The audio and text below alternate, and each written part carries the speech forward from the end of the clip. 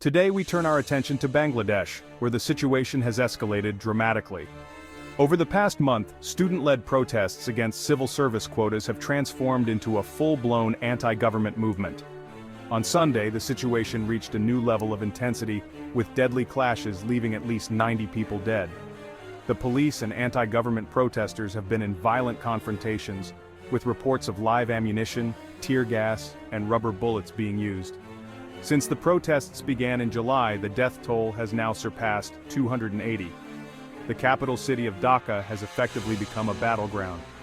The government has imposed a nationwide curfew, and international organizations like the UN are calling for an immediate end to the violence.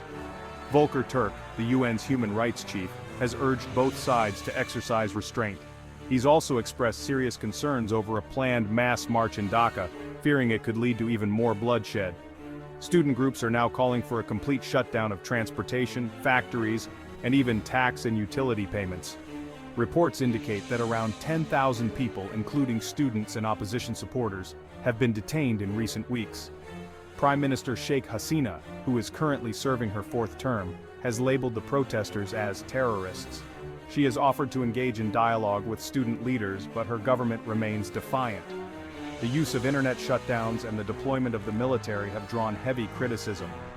Interestingly, some former military personnel have voiced support for the student movement, condemning the violence and calling for the armed forces to be withdrawn from the streets. This adds another layer of complexity to an already volatile situation.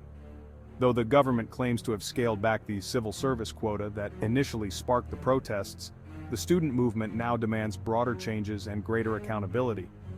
The coming days are critical as the protests continue to escalate, posing a serious challenge to Hasina's authority and the stability of Bangladesh. Stay tuned for more updates on this developing story. For now, this is your quick briefing on the deadly protests in Bangladesh. Remember to like, share, and subscribe for more in-depth news coverage. Thanks for watching.